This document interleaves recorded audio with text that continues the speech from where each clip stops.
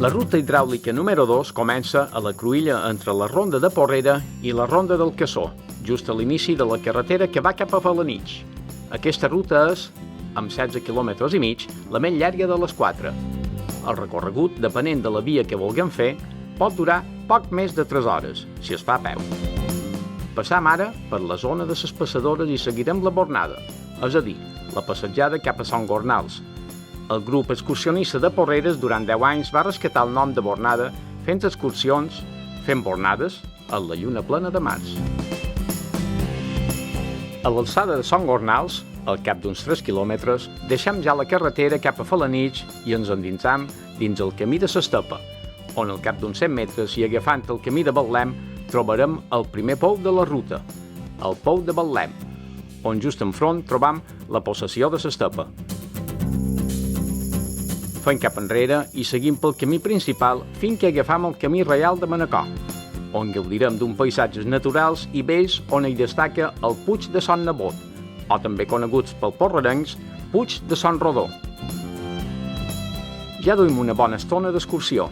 És el moment idoni per fer una aturadeta, per reposar forces, menjar, beure i per poc que puguem fer-nos alguna fotografia aprofitant l'entorn en el qual ens trobam. Seguint pel camí de la torre, anirem trobant diferents possessions que valen la pena observar. Son Roig i la Torre, entre d'altres. El més curiós del camí de la torre és que trobam la Potada del Gegant, un lloc amb molta llegenda. Passarem també per la zona de Son Baquer i arribarem ara al camí de Felanitx a Sant Joan.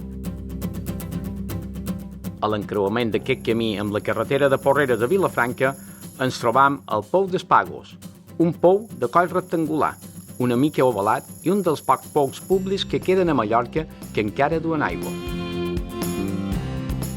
Alçant una mica la vista podrem veure la possessió que dona nom al pou i que té una panoràmica que domina de manera espectacular tota la contrada cap a Manacor i Felanitx. Ara la ruta ens fa continuar per la carretera, perquè paral·lelament hi ha un canal d'aigua que arriba fins a un aljub del camí de Son Guell. Haurem d'anar alerta en la circulació rodada.